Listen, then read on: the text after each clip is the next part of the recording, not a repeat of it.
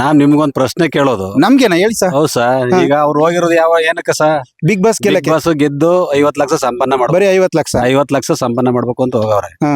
ಆದ್ರೆ ಅವರ ಅಭಿಮಾನಕ್ಕೆ ಹಾ. ಓಟ್ ಹಾಕಿರೋದು ಎಷ್ಟು ಸರ್?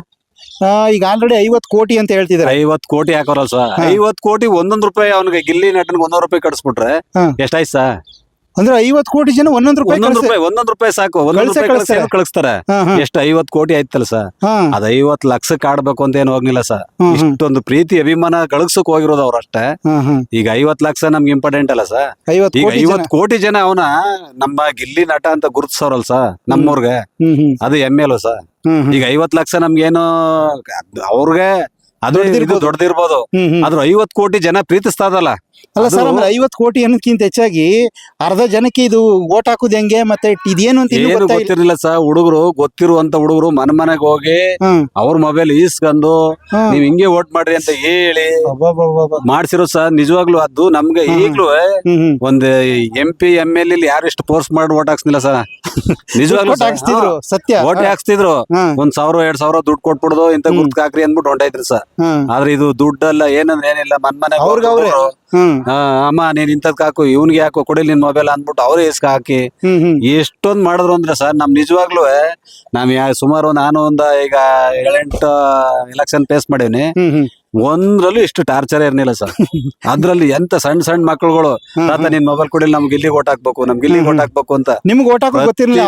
ನಮಗ್ ಗೊತ್ತೇ ಇಲ್ಲ ಸರ್ ಹೆಂಗ್ ಹಾಕ್ಬೇಕು ಅಂತ ಗೊತ್ತಿಲ್ಲ. ನಮ್ಮ ಮಕ್ಳು ಇಸ್ಕೊಂಡು ಓಟ್ ಮಾಡಿರೋದು ಅಂದ್ರೆ ಎಷ್ಟು ಕ್ರೋಡ್ ಆಗ್ಬಿಟ್ಟು ಈ ಸಣ್ಣ ಮಕ್ಕಳುಗಳಿಗೆಲ್ಲ ಅಂದ್ರೆ 50 ಲಕ್ಷ ನಮ್ಗೆ ಎಳ್ಳ ಅಲ್ಲ, 50 ಕೋಟಿ ಜನ ಅದಲ್ಲ ಅದೇ ನಮ್ಗೆ ಎಳ್ಳ.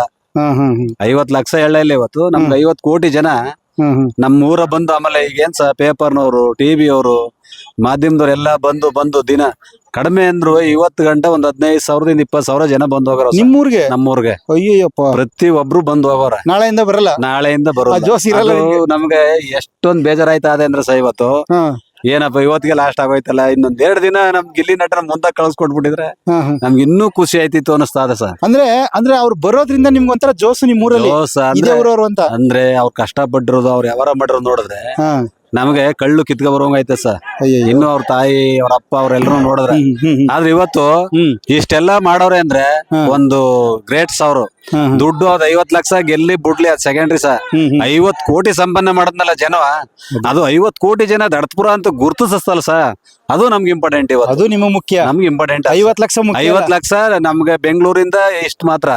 50 ಕೋಟಿ ಜನ ಎಲ್ಲಿ ಇಡೀ ಇಂಡಿಯಾದಿಂದ 50 ಕೋಟಿ ಜನ ದಡ್ಪುರ ಅಂತ ಬೆಳ್ ತೋರಿಸಿ ಇವತ್ತು ಗಿಲ್ಲಿ ನಟ ದಡ್ಪುರದವನು ಅಂತ ಹೇಳ್ತಾರಲ್ಲ ಸರ್. ಸರ್ ಬರೀ ಇಂಡಿಯಾ ಅಲ್ಲ ಸರ್, ಅದನ್ನೇ ನಾನು ಎಲ್ಲಾ ದೇಶದಲ್ಲೂ.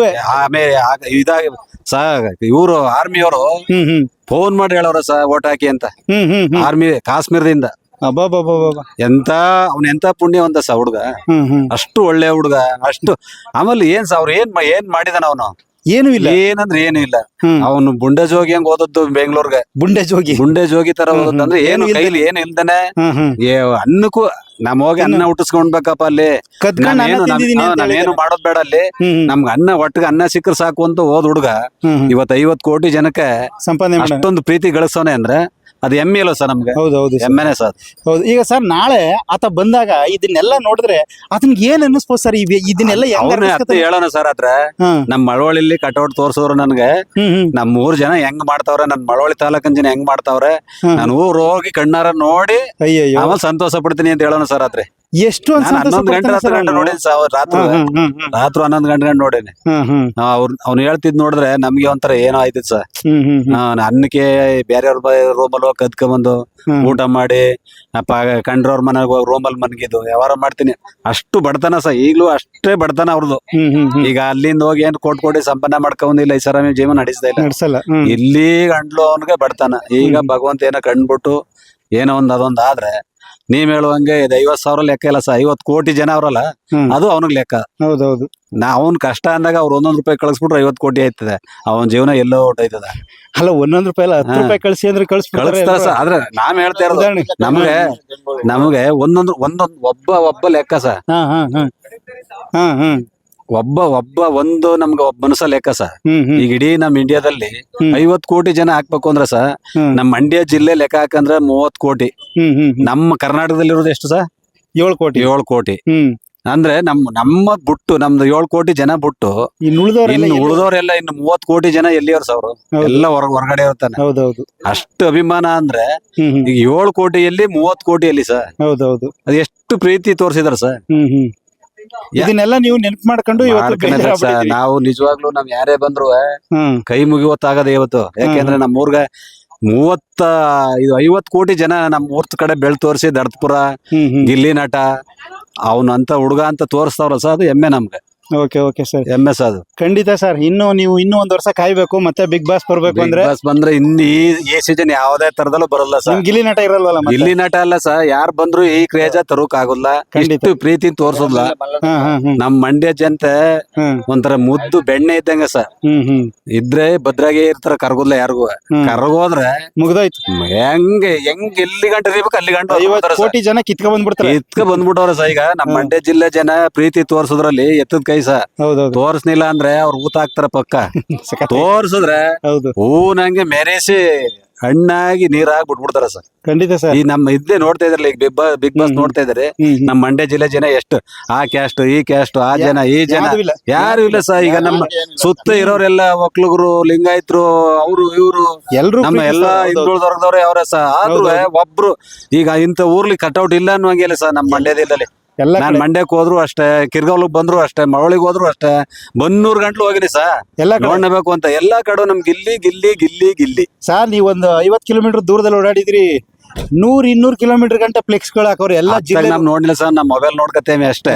ಅಂದ್ರೆ ನಾವ್ ಮಂಡ್ಯದಿಂದ ಈಚೆಗೆ ಮಂಡ್ಯ, ಬನ್ನೂರು, ಕಿರ್ಗಾವ್ಲು, ಮಳವಳ್ಳಿ, ಪುನಃ ಅಲ್ಗೂರು, 700 ಗಂಟ್ಲು ಹೋಗಿದ್ದೀನಿ ನಾನು. ನಿನ್ನೆ ಬೆಂಗಳೂರಿಗೆ ಹೋಗಿದ್ ಬಂದಿ ಸರ್. ಏನ್ ಸರ್ ರೋಡಲ್ಲೇ ಕಟ್ಔಟ್ಗಳು. ನಾವ್ ಏನ್ ಕೊಟ್ಟಿದ್ದಾಮ್ ಸರ್? ನಮ್ ದಡ್ಪುರದಿಂದ ಅವ್ರಿಗೆ ಏನ್ ಕೊಟ್ಟಿದ್ದಾವ? ಅವ್ನ್ ಬೇಡ, ನಮ್ಮೂರಿಂದ ಏನ್ ಕೊಟ್ಟಿದ್ದಾವ? ಏನು ಇಲ್ವಲ್ಲ ಸರ್. ಹೌದೌದು. ಆ ಪ್ರೀತಿ ತೋರಿಸ್ತವ್ರೆ ಜನ ಅಂದ್ರೆ ಅಷ್ಟು ಅಭಿಮಾನ ಅಲ್ಲ ಸರ್ ಅದು. Okay sir, thank you. ಅಂತವ್ರಿಗೆ ನಾವು ಗೌರವ ಕೊಡ್ಬೇಕು. ಖಂಡಿತ ಖಂಡಿತ ಗೌರವ ಕೊಡ್ಬೇಕು. ನೀವು ಮಾತಾಡ್ತಾ ಹೇಳಿದ್ರಿ ನಮ್ ಮಗ ಅಂತಾನೆ ಹೇಳ್ತಾ ಇದ್ರಿ ಸರ್. ನಿಜವಾಗ್ಲೂ ಅವರು ಇಡೀ ಕರ್ನಾಟಕ ಜನ ಕರ್ನಾಟಕಕ್ಕೆ ಮಗ ಆಗ್ಬಿಟ್ಟವನೆ. ಅವ್ರ ತಾಯಿ ಹೇಳ್ತಿದ್ರು, ನನ್ ಮಗನಲ್ಲಪ್ಪ ಅವರು, ನಿಮ್ ಮಗ ಅಂತ. ಇವತ್ತು ಅವ್ರ ಮಗನೇ ಅಲ್ಲ ಸ ಅವನು. ಎಲ್ರು ಮಕ್ಳು ಊರಲ್ಲಿ ಯಾರ ಮನೆ ತಕ್ಕ ಹೋಗಿ ಕೇಳಿ ಇವತ್ತು ಗಿಲ್ಲಿ ನನ್ ಮಗ, ಗಿಲ್ಲಿ ನನ್ ಮಗ, ಗಿಲ್ಲಿ ನನ್ ಮಗ ಅಂತ ಹೇಳ್ತಾರೆ. ಅಷ್ಟು ಪ್ರೀತಿ ಅದ ಸರ್ ಊರ್ ಜನಗಳು. ಅವನು ಬಂದಾಗ ಅವ್ನ ಕೈಲಿ ಆದಷ್ಟು ಯಾರ ಊರ್ಲಿ ಬರ್ಲಿ ಏನೇ ಮಾಡ್ಲಿ, ಇಲ್ಲ ನಮ್ ದೊಡ್ಡವ, ನಮ್ ಚಿಕ್ಕವ, ನಮ್ಮ ಅಪ್ಪ, ನಮ್ಮ ಮಾವ, ನಮ್ ಬಾವ ಊರನ್ನು ಮಾತಾಡ್ಸಿ ಒಯ್ತಿದಂತ ಹುಡುಗ ಅವನು ಸರ್. ಈಗ್ಲೂ ಹಂಗೆ ಮಾಡ್ತಾನೆ. ಇನ್ ಮುಂದಕ್ಕೆ ಹೆಂಗ ಗೊತ್ತಿಲ್ಲ ಸರ್. ಇವತ್ತು ಗಂಟ ಹಂಗ ಅವನೇ ಸರ್ ಪಕ್ಕ. ಆಯ್ತು ಸರ್, ಒಳ್ಳೇದಾಗ್ಲಿ. ನಿಜವಾಗ್ಲೂ ಕೂಡ ನಿಮಗೆ ಬೇಸರ ಆಗ್ತಿದೆ. ಇನ್ನೊಂದ್ಸರ ಅಂತೂ ಗಿಲ್ಲಿನ ಮತ್ತೆ ಈ ತರ ಬಿಗ್ ಬಾಸ್ ಅಲ್ಲಿ ಇನ್ನೊಬ್ಬ ವಿಸ್ಮಯ ಇದೆ ಅಷ್ಟೇ.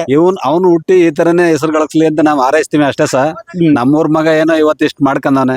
ಇನ್ನು ನೆಕ್ಸ್ಟ್ ಬರೋನು ಒಬ್ಬ ಈ ತರ ಮಾಡಿ ಅವನು ಒಂದ್ ಯಶಸ್ವಿಯಾಗಿ ಒಬ್ಬ ಬಡವ್ರ ಮನೆ ಹುಡುಗನ ಯಾವತ್ತು ಗೆಲ್ಸ್ಕೊಡುವ ಸರ್. ನಾವು ಓಟ್ ಹಾಕ್ತಿವಿ ಅವ್ರಿಗೂ.